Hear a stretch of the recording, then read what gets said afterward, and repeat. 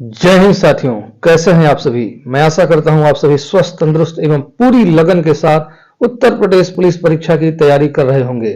दोस्त, आखिरकार वो घड़ी बहुत नजदीक आ चुकी है और अंत समय के अंदर कहा गया है, अंत भला तो सब भला। तो अंत को भला करने के लिए ढे अकेडमी की तरफ से एक बहुत बेहतरीन प्रयास, महत्वपूर्ण प्रश्नों की श्रृंखला जो शुरू हुई थी वो निश्चित रूप से बहुत आगे बढ़ती चली गई। आप लोगों का बहुत अच्छा फीडबैक मिला। तो दोस्त, आज के इस वीडियो के अंदर हम यूपीजी के मैराथन क्लास को लेकर आए हैं। संपूर्ण यूपीजी के महत्वपूर्ण प्रश्न हैं जो परीक्षाओं के अंदर सैकड़ों बार रिपीटेड हैं, उन सवालों को हमने इस वीडियो के अंदर रखा है। और मैं आशा करता हूं कि अगर इस वीडियो को आप शुरू से लेकर लास्ट तक देखेंगे तो निश्चित रूप से आपकी परीक्षा के अंदर यूपीजीके के जो 5 से 7 प्रश्न बनने वाले हैं, निश्चित रूप से इसी वीडियो में होंगे।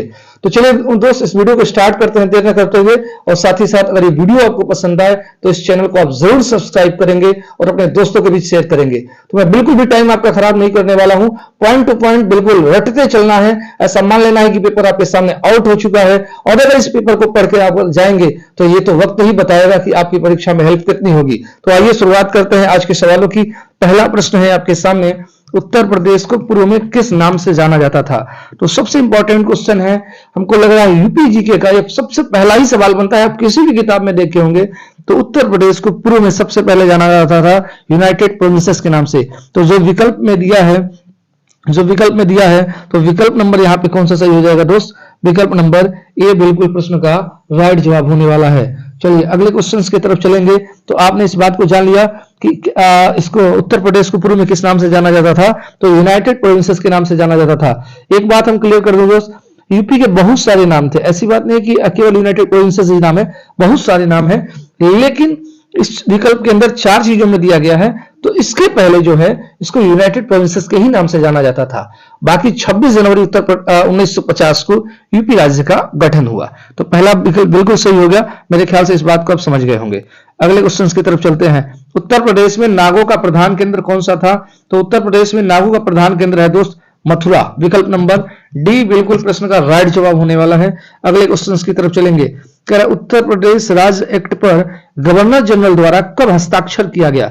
तो इस बात का जवाब होगा, इस प्रश्न का जवाब होगा 7 दिसंबर 1947। विकल्प नंबर ए बिल्कुल याद रखेंगे, 7 दिसंबर 1947। बहुत ज्यादा हम डिस्कशन नहीं कर रहे हैं दोस्त, क्योंकि सवाल ये जो है वो पेपर से आउट हो चुके हैं और हुबहुब आपके एग्जाम के अंदर छपने वाले हैं। तो ज्यादा डिस्कशन नहीं, क्योंकि जब सवाल हुबहुब छपने वाला है तो डिस्कशन किस बात की। डायरेक्टली हम सवालों पे चलेंगे और आप केवल देखते चलिए सवालों का जवाब। चलिए अगले क्वेश्चन की तरफ चलते हैं। अगला क्वेश्चन क्या कर रहा है? उत्तर प्रदेश पंचायत राज संशोधन अधिनियम कब पारित किया गया था? तो उत्तर प्रदेश पंचायत राज संशोधन अधिनियम दोस्त 1994 के अंदर पारित हुआ। कब पारित हुआ?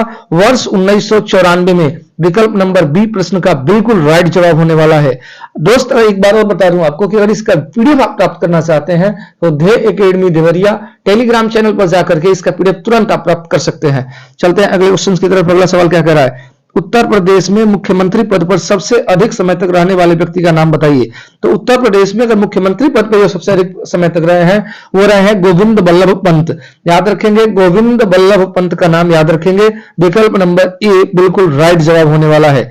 अगले क्वेश्चन की तरफ चलेंगे। अगला सवाल क्या कर रहा है? उत्तर प्रदेश में सबसे अल्प समय तक, तो सबसे अल्प समय तक दोस्त रहे हैं त्रिभुवन नारायण सिंह। त्रिभुवन नारायण सिंह विकल्प नंबर सी इस प्रश्न का बिल्कुल राइट जवाब हो जाएगा। त्रिभुवन नारायण सिंह सबसे कम समय तक उत्तर प्रदेश के मुख्यमंत्री के रूप में काम किए। अगले प्रश्न की तरफ चलेंगे। अगला सवाल क्या कर रहा है? उत्तर प्रदेश के राज्यपाल, तो वर्तमान राज्यपाल का नाम पूछा है। यूपी के वर्तमान राज्यपाल जो इस समय है, यूपी की जो वर्तमान राज्यपाल है वो है आनंदीबेन पटेल। आनंदीबेन पटेल जो है वो यूपी की राज्यपाल है। बिल्कुल याद रखेंगे इस बात को। अगले क्वेश्चन की तरफ चलेंगे। अगला सवाल क्या कर रहा है? उत्तर प्रदेश के मुख्यमंत्री की नियुक्ति कौन करता है? तो उत्तर प्रदेश के मुख्यमंत्री का या किसी भी राज्य के मुख्यमंत्री की जब नियुक्ति करते हैं कोई, तो वो होते हैं उस राज्य के राज्यपाल। तो विकल्प नंबर डी याद रखेंगे, राज्यपाल। किसी भी राज्य के मुख्यमंत्री की नियुक्ति कौन करता है? राज्यपाल। और अगर ये पूछा जाए कि राज्यपाल की नियुक्ति कौन करता है, तो किसी भी राज्य का राज्यपाल हो उस राज्यपाल की नियुक्ति करता है भारत का राष्ट्रपति। चलिए अगले प्रश्न की तरफ चलेंगे। अगला सवाल क्या कह रहा है? उत्तर प्रदेश में राज्यपाल की नियुक्ति देखिए आ ही गया। हमने कहा कि किसी भी राज्य के राज्यपाल की नियुक्ति कोई करेगा तो वो व्यक्ति है राष्ट्रपति, विकल्प नंबर डी। अब देखिए दोस्त, इस सेशन की सबसे खास बात है कि इसका पीडीएफ के माध्यम से आप दोबारा भी रिवाइज कर सकते हैं, क्योंकि साथ ही साथ इसका उत्तर भी हमने इसके नीचे लिख रखा है। तो इसलिए जरूर आप पीडीएफ को प्राप्त करने के लिए ध्येय academy Deoria Telegram channel join कर लीजिएगा, ठीक है। चलिए अगले क्वेश्चन की तरफ चलेंगे। अगला सवाल क्या कह रहा है, कह रहा उत्तर प्रदेश में स्थानीय स्वायत्त शासन का ढांचा किस प्रकार का है। तो लोकल गवर्नमेंट जो है यूपी के अंदर वो त्रिस्तरीय है। किस स्तर की है, त्रिस्तरीय ढांचा है यूपी के अंदर। इस बात को हमेशा याद रखेंगे दोस्तों। टाइम ही नहीं बचा है कि हम ज्यादा डिस्कशन करके आपको समझाएं, आपको बस रटते चलना है, क्योंकि समझने का वक्त चला गया है। अब केवल समझना, केवल देखना है और उत्तर दिमाग में छपा रहेगा। अगर आपके सामने से प्रश्न गुजरा रहेगा तो निश्चित रूप से एग्जाम के अंदर सवाल आएगा तो एक बार दिमाग आपका क्लिक कर जाएगा। इसलिए मैं कह रहा हूं कि वीडियो को जरूर लास्ट तक आप देखेंगे। अगले क्वेश्चन की तरफ चलेंगे। अगला सवाल क्या कर रहा है, उत्तर प्रदेश में विधानसभा, अरे उत्तर प्रदेश का है, किसी भी राज्य के अंदर अगर विधानसभा को भंग करना है तो उसका अधिकार राज्यपाल के पास है। किसके पास है, राज्यपाल के पास। किसी भी राज्य के अंदर विधानसभा को भंग करने का अधिकार राज्यपाल का है। और अगर हम पूछे कि लोकसभा को भंग करने का अधिकार किसके पास होता है, तो लोकसभा को भंग करने का अधिकार राष्ट्रपति महोदय के पास होता है। और अगर ये हम पूछे कि कौन सा ऐसा सदन है जिसको भंग नहीं किया जा सकता है, तो वो होता है राज्यसभा। राज्यसभा एक अस्थायी सदन होता है। चलिए अगले क्वेश्चन की तरफ चलेंगे। अगला सवाल क्या कर रहा है, अशोक द्वारा निर्मित भारत का राज चिन्ह सिंह स्तंभ उत्तर प्रदेश में कहां पर है। तो अशोक द्वारा निर्मित भारत का जो राज चिन्ह है वो अशोक स्तंभ है उत्तर प्रदेश के सारनाथ में। विकल्प नंबर डी बिल्कुल प्रश्न का राइट जवाब हो जाएगा दोस्त। अगले सवाल की तरफ चलेंगे। गुप्त काल में उत्तर प्रदेश के कौन से नगर व्यवसाय, शिक्षा व कला के प्रमुख केंद्र थे। तो याद रखिएगा मथुरा, कौशाम्बी और प्रयागराज, तीनों ही ऐसी जगह बिल्कुल प्रसिद्ध थी। किस काल में, गुप्त काल में, शिक्षा और व्यवसाय के लिए। तो इसका सही जवाब होगा सभी, है ना, विकल्प नंबर डी। याद रखेंगे इस बात को। चलिए अगले क्वेश्चन की तरफ चलेंगे। प्रथम स्वतंत्रता संग्राम कब हुआ। तो प्रथम स्वतंत्रता संग्राम हुआ था दोस्त 1857 ईस्वी में। इस बात को कौन नहीं जानता है। इसकी चिंगारी दी थी मंगल पांडे ने।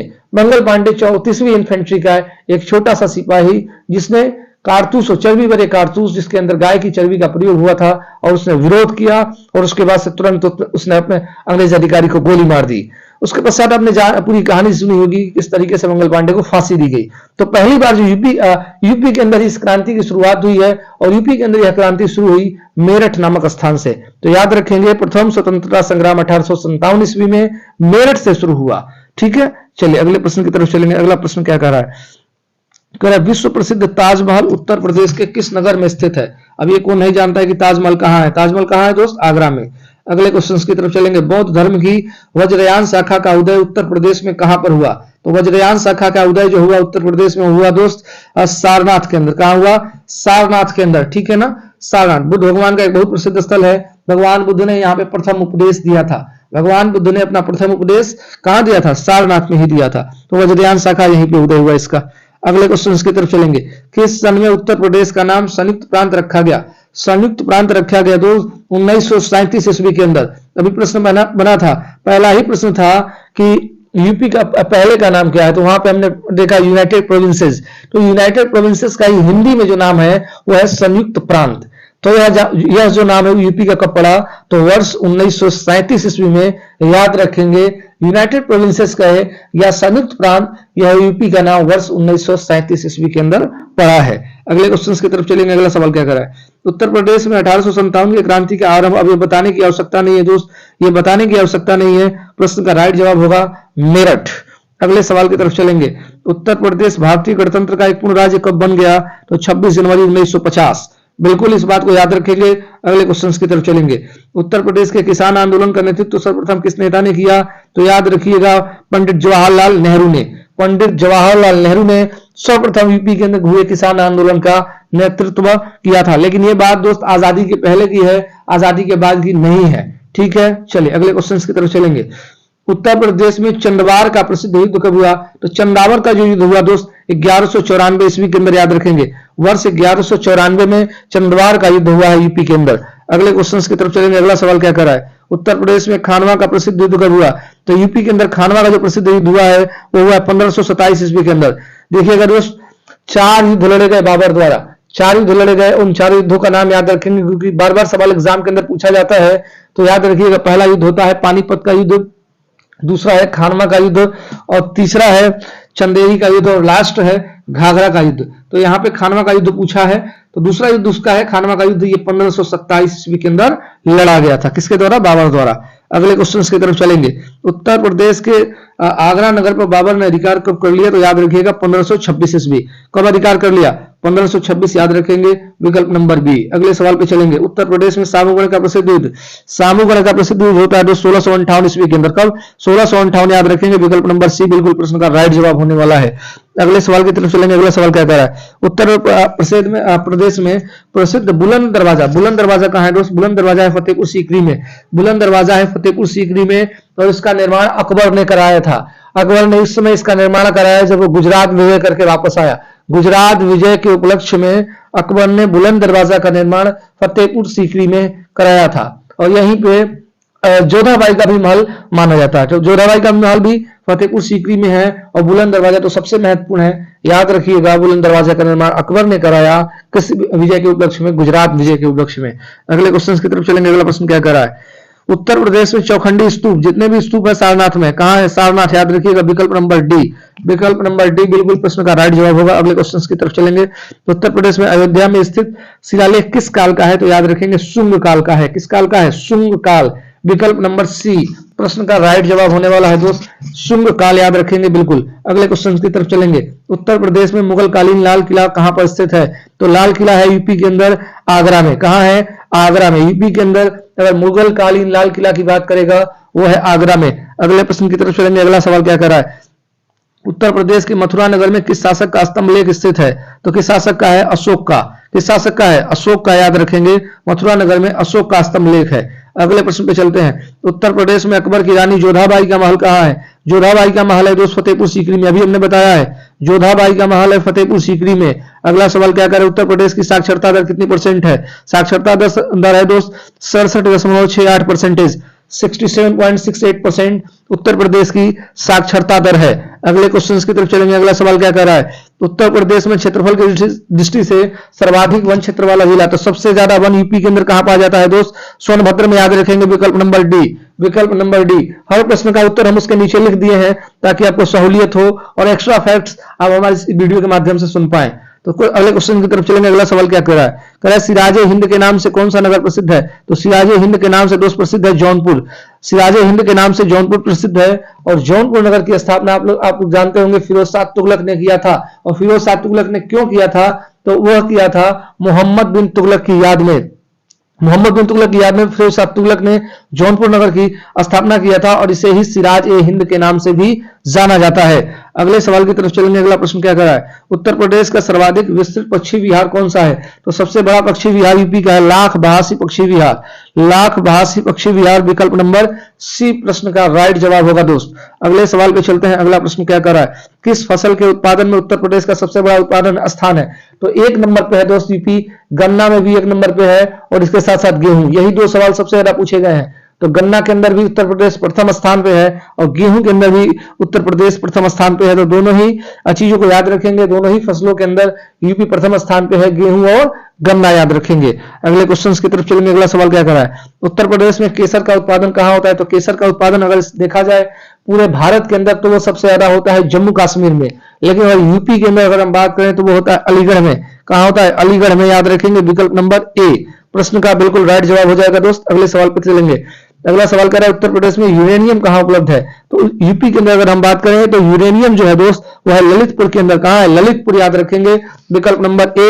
यूरेनियम जो है यूपी के अंदर वो ललितपुर में पाई जाती है। अगले सवाल पे चलेंगे। अगला सवाल क्या कर रहा है? उत्तर प्रदेश में सर्वाधिक थारू जनजाति किस जिले में पाई जाती है? तो थारू जनजाति जो दोस्त वो पाई जाती है गोरखपुर के अंदर। कहां पाई जाती है? गोरखपुर के अंदर, याद रखेंगे। और थारू जनजाति एक ऐसी जनजाति है जो दीपावली को शोक पर्व के रूप में मनाती है, दुख के रूप में मनाती है, क्योंकि वो लोग रावण को अपने पूर्व वंशज मानते हैं, और उसी के शोक में कि भाई रावण मारा गया, इसलिए दीपावली के दिन थारू जनजाति के लोग शोक मनाते हैं। इस बात को भी हमेशा याद रखेंगे। अगले क्वेश्चन की तरफ चलेंगे। उत्तर प्रदेश का राजकीय खेल, उत्तर प्रदेश का राजकीय खेल दोस्तों है हॉकी। उत्तर प्रदेश का राजकीय खेल क्या है? उत्तर प्रदेश का राजकीय खेल है हॉकी, इस बात को बिल्कुल याद रखेंगे। अगले सवाल पे उत्तर प्रदेश का राजकीय वृक्ष क्या है? उत्तर प्रदेश का राजकीय वृक्ष है दोस्त अशोक। क्या है? अशोक। अगले सवाल पे चलेंगे। अगला सवाल क्या कर रहा है? कौन सा नगर गोमती नदी किनारे है? तो गोमती नदी के किनारे है दोस्त लखनऊ, गोमती नदी के किनारे है लखनऊ। बिल्कुल याद रखेंगे 3-4 सिटी का नाम, जैसे कानपुर पूछेगा तो गंगा नदी के किनारे, वाराणसी गंगा नदी के किनारे, प्रयागराज तीनों नदियों का संगम है, गंगा यमुना सरस्वती, और लखनऊ जो है ये गोमती नदी किनारे है। इस बात को बिल्कुल याद रखेंगे। चलते हैं अगले सवाल की तरफ। अगला सवाल क्या कर रहा है? अगला प्रश्न है कि उत्तर प्रदेश का लिंगानुपात कितना है? लिंगानुपात होता है दोस्त 1000 पे महिलाओं की संख्या कितनी है? 1000 पुरुष पर जितनी महिलाएं होंगी उसे लिंगानुपात कहते हैं, और इसका लिंगानुपात अगर देखें तो 912 है। यूपी का लिंगानुपात दोस्त है 912। अगले प्रश्न पे चलेंगे। 1858 का महारानी विक्टोरिया का घोषणा पत्र कहां पढ़ा गया? तो 1857 की क्रांति के बाद से महारानी विक्टोरिया का जो घोषणा पत्र था वो पढ़ा गया इलाहाबाद के अंदर। इलाहाबाद के अंदर अगर पूछा जाए कि उस समय भारत का वायसराय कौन था, तो उस समय भारत का वायसराय था लॉर्ड कैनिंग। लॉर्ड कैनिंग के कार्यकाल में इलाहाबाद के अंदर इस घोषणा पत्र को पढ़ा गया था। बिल्कुल याद रखेंगे। अगले सवाल पे चलेंगे। अगला सवाल क्या कर रहा है? उत्तर प्रदेश में सर्वाधिक वर्षा वाला क्षेत्र कौन सा है? उत्तर प्रदेश में सर्वाधिक वर्षा वाला क्षेत्र दोस्त है तराई का क्षेत्र। तराई क्षेत्र याद रखेंगे, तराई क्षेत्र। और अगर पूछेगा कि यूपी के अंदर सर्वाधिक वर्षा वाला जिला कौन सा है, तो वह है गोरखपुर। यूपी के अंदर सर्वाधिक वर्षा वाला जिला गोरखपुर है, लेकिन अगर ऐसे पूछेगा कि क्षेत्र कौन है, वो है तराई क्षेत्र। ये बात याद रखेंगे। अगले सवाल के तरफ चलेंगे। कह रहे उत्तर प्रदेश में कृत्रिम रबड़ का कारखाना कहां स्थित है? कृत्रिम रबड़ कारखाना दोस्त है गाजियाबाद के अंदर। कृत्रिम रबड़ कारखाना है विकल्प नंबर बी, गाजियाबाद के अंदर। इस बात को याद रखेंगे। अगले प्रश्न की तरफ चलेंगे। कह रहे लाल मिट्टियां निम्नलिखित में से कहां पाई जाती है? तो लाल मिट्टी दोस्त पाई जाती है मिर्जापुर और झांसी में। मिर्जापुर झांसी में लाल मिट्टी पाई जाती है। विकल्प नंबर ए प्रश्न का राइट जवाब होगा। अगला सवाल कह रहा है उत्तर प्रदेश के किस भाग में मरुस्थलीय मृदा पाई जाती है? तो उत्तर प्रदेश की अगर हम बात करें तो पश्चिमी भाग में दोस्त मरुस्थलीय मृदा पाई जाती है। इस बात को याद रखेंगे। पश्चिमी भाग के अंदर यूपी के मरुस्थलीय मृदा पाई जाती है, इसलिए वहां पे बहुत दूर दूर तक लोग पानी भरने के लिए जाते हैं। पानी का जैसे राजस्थान के अंदर है, वैसा ही पश्चिमी उत्तर प्रदेश के अंदर लगभग पाया जाता है। पानी की बहुत कमी है क्योंकि मरुस्थली है, सबसे ज्यादा बालू है। ठीक है, तो इस बात को याद रखेंगे। अगले क्वेश्चन की तरफ चलेंगे। अगला सवाल क्या करा है? हथनी कुंड परियोजना किस नदी पर है? तो हथनी कुंड परियोजना है दोस्त, हथनी कुंड परियोजना है दोस्त यमुना नदी पर। विकल्प नंबर बी बिल्कुल प्रश्न का राइट जवाब हो जाएगा दोस्त। अगले सवाल की तरफ चलेंगे। अगला सवाल क्या कर रहा है? कौन सा सुमेलित नहीं है? तो सुमेलित नहीं है दोस्त, हम बताते हैं आपको। माता टीला बांध बेतवा नदी पर है, रिहंद बांध रिहंद पे है, रानी लक्ष्मीबाई बांध ये भी बेतवा नदी पर है, लेकिन राजघाट बांध वो यमुना नदी पर नहीं है। तो यही सुमेलित नहीं है, इस बात को याद रख लेंगे। अगले क्वेश्चन की तरफ चलेंगे। कहा उत्तर प्रदेश में इसके कुल भौगोलिक क्षेत्रफल का लगभग कितने % भाग वनों एवं वृक्षों से घिरा हुआ है? तो याद रखेंगे मात्र 7%।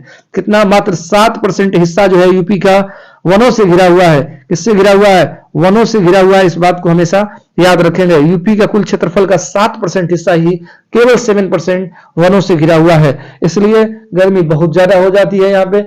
वन जब कटाई होगी, वनों की कटाई होगी। अगर ये पूछे कि अनुकूल पर्यावरण के लिए कितने % वनों की आवश्यकता है, तो याद रखिएगा 33% वन होना अनिवार्य है, जबकि यूपी के अंदर कितना है?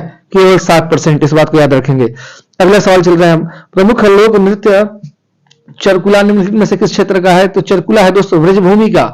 चरकुला है ब्रजभूमि का, याद रखेंगे। विकल्प नंबर सी, विकल्प नंबर सी। अगला एक सवाल बहुत ज्यादा पूछा जाता है कि कजरी कहाँ का प्रसिद्ध लोक नृत्य है?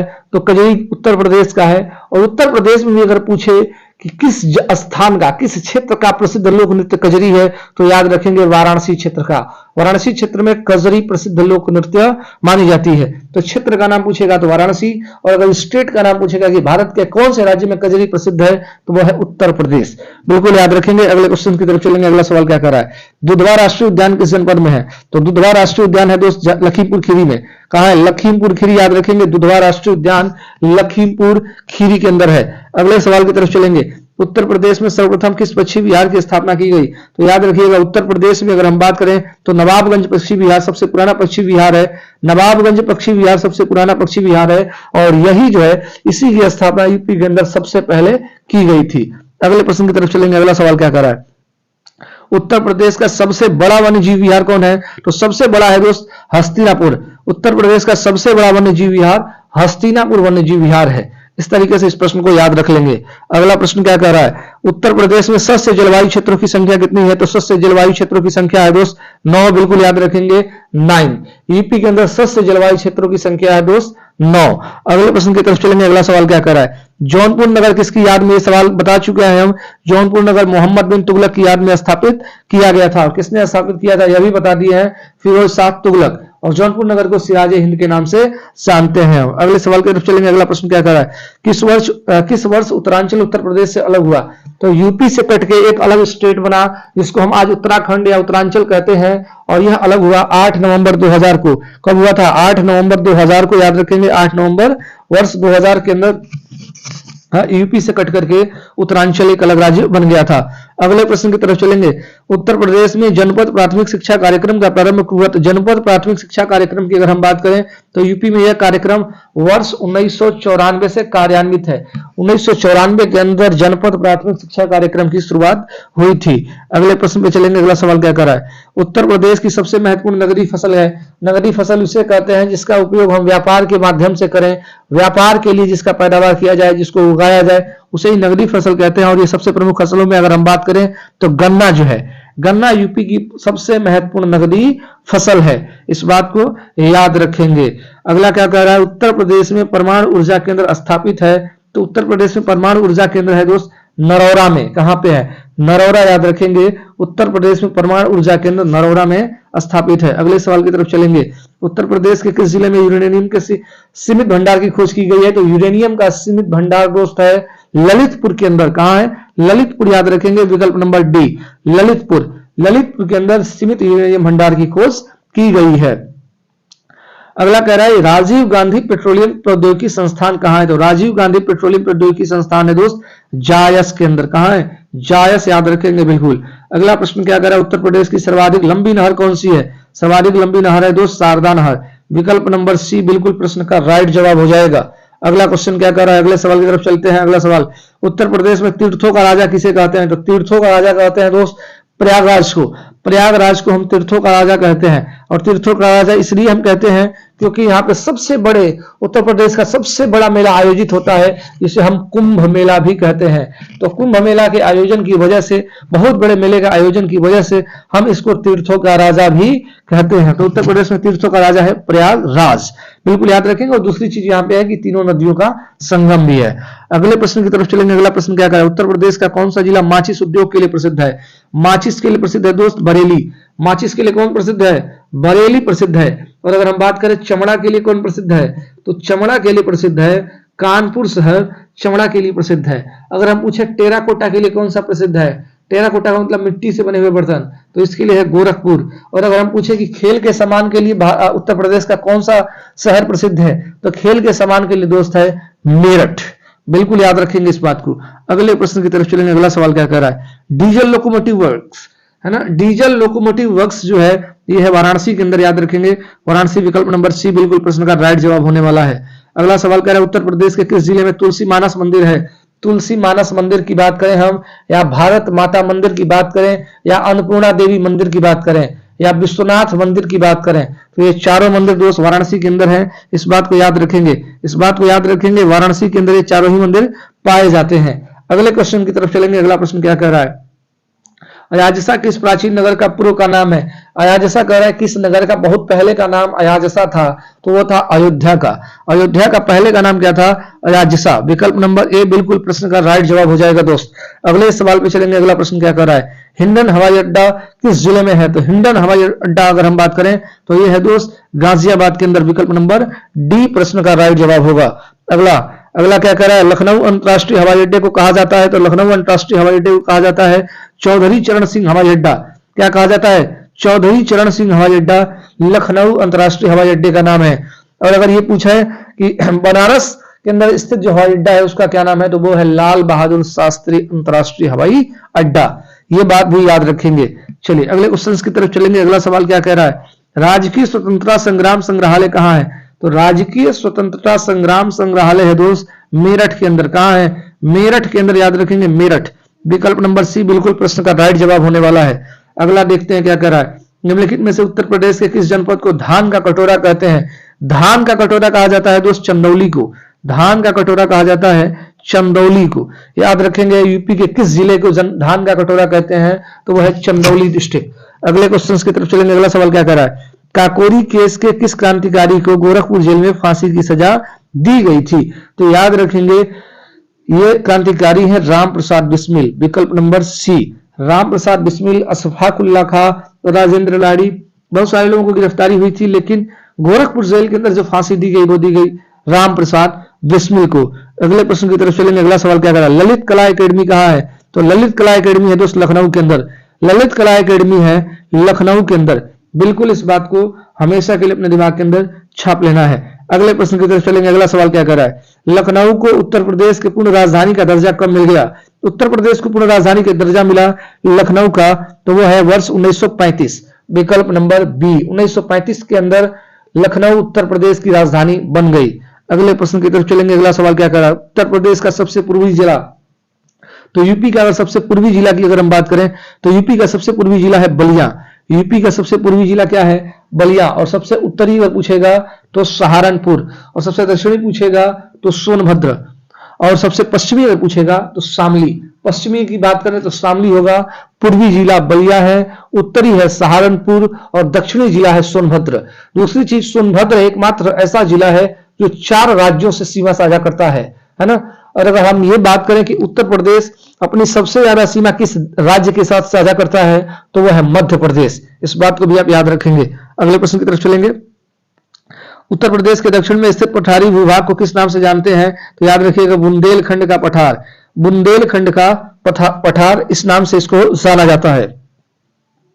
अगला, उत्तर प्रदेश के किस जिले में सर्वाधिक वर्षा होती है? प्रश्न बता चुके हैं दोस्त, गोरखपुर को कहा जाता है। गोरखपुर के अंदर सर्वाधिक वर्षा होती है। विकल्प नंबर ए प्रश्न का राइट जवाब होगा। अगला कह रहा है उत्तर प्रदेश की सर्वाधिक सीमा किस राज्य से लगती है? अभी इस बात का जवाब हम कुछ देर पहले दिए थे, और ये है दोस्त मध्य प्रदेश। मध्य प्रदेश से यूपी अपनी सर्वाधिक लंबी सीमा साझा करता है। चलते हैं अगले सवाल की तरफ। अगला सवाल क्या कह रहा है, उत्तर प्रदेश का सोनभद्र जिले से कितने राज्यों की सीमा साझा होती है? तो यूपी का जो सोनभद्र जिला है ये 4 राज्यों से सीमा साझा करता है। विकल्प नंबर बी बिल्कुल प्रश्न का राइट जवाब होने वाला है दोस्त।